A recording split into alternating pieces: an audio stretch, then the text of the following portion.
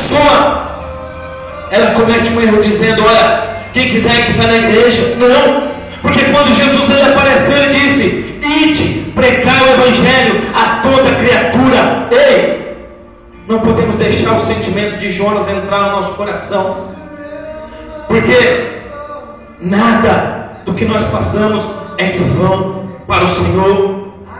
Aleluia.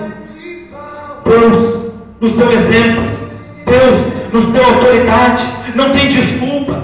Olha aí a parábola dos talentos, que Deus ele repartiu os talentos para 3 servos. Um ele deu um tanto, outro ele deu outro, e outro ele deu outro. Aleluia. E o que acontece? O primeiro multiplicou, o segundo triplicou, o terceiro escondeu o talento. Disse: olha, o seu senhor voltou e ele disse: cadê o seu talento?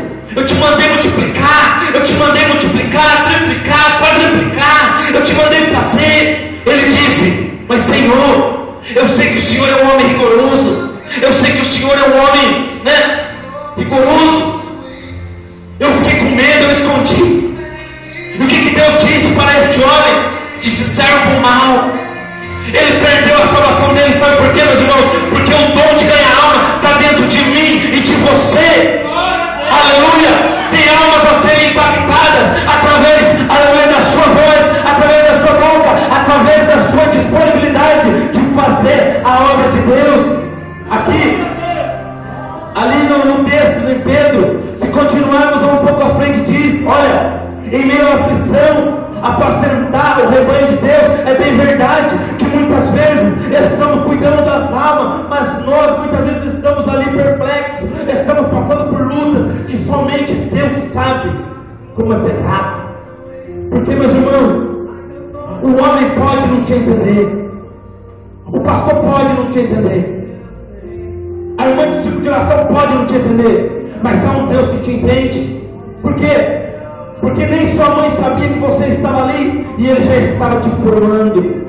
Jeremias disse: eu ainda era uniforme, eu ainda era invisível, mas o Todo-Poderoso estava me formando, estava, aleluia, me moldando caráter, moldando, aleluia, os dons dentro de você, moldando a pessoa que você é. E nós sabemos a história também do profeta Jeremias, 8 anos de idade, chamado a profeta, tremeu, teve medo. É verdade, eu sei que muitas vezes eu e você temos medo também. Eu sei que muitas vezes a retaliação do mal não é fácil. Não é fácil fazermos a obra do Senhor. Eu lembro, meus irmãos, que nessa madrugada eu estava dormindo, de ontem para hoje, eu estava tranquilo, e de repente, 3 horas da manhã, Deus me despertou, e Deus disse: vai ler a Bíblia, vai orar, eu quero falar contigo. Aonde eu abri a palavra do Senhor e Deus me deu. Eu nem sabia que eu iria pregar hoje, e Deus começou a me dar o tema, me dar a mensagem, me dar a pregação, e começou a falar: eu sou pastor, vocês não estão sozinhos, vocês não estão órfãos, eu não sou mentiroso, eu não sou homem para mentir, eu não sou filho do homem para se arrepender. Eu disse que não vos deixaria órfão. Cristo está no meio de nós, mas nós temos que entender também que nós estamos em meio a tempos difíceis. Nós estamos, aleluia, na última colheita. Nós estamos, aleluia, aonde o apóstolo Paulo escreveu: olha, chegará tempo aonde o homem se tornará amante de si mesmo, aonde pessoas terão comichões no ouvido e amontoarão para si doutores. É o que nós vemos hoje. Ei, se você está sendo exortado, não reclame, porque ele repreende a quem ele tem como filho. Porque o bastardo não recebe repreensão, é a Bíblia que diz, mas o filho recebe. Por quê? Porque a repreensão te livra do fogo do inferno, a repreensão te tira do caminho largo. A repreensão de Deus, Jesus Cristo, ele repreendeu muito mais do que ele falou de bênção, muito mais. Endireitai vossas veredas, veio João Batista antes dele falando. Por quê, meus irmãos? Porque Cristo tem compromisso com a nossa salvação. De nada adiantaria estarmos na igreja, sermos religiosos, aleluia, prestar louvores, mas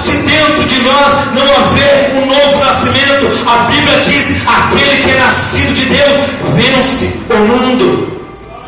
E qual é a vitória que vence o mundo? É a nossa fé. O justo viverá pela fé. Ai de nós se não tivéssemos fé em Deus. Ah, meus irmãos, nós já teríamos perecido.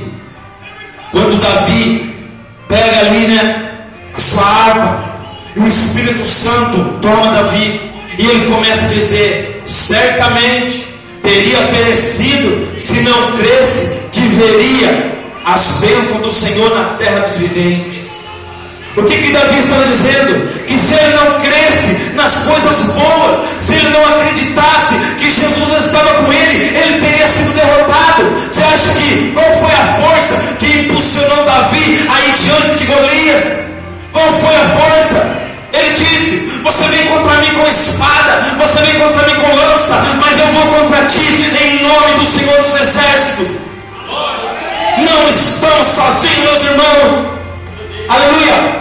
Quando nós fomos fazer o trabalho dos moradores de rua, eu abri um jejum, entrei dentro do quarto. Agora vocês vão entender. Agora, para quem estava lá, quem não estava lá, presta bastante atenção no que aconteceu. Eu entrei dentro do quarto, porque eu sei que lá é uma opressão, eu sei que lá é uma luta, eu sei que lá não é fácil. Eu sei que não estamos com brincadeira lá. É sério. Lidar com moradores de rua, lidar com a obra missionária. E eu entrei dentro do quarto para entregar o jejum. E Deus disse para mim: abre a Bíblia. A hora que eu abri a Bíblia, Deus me deu uma passagem de Josafá, aonde Josafá, ele temeu, porque ele iria guerrear contra um exército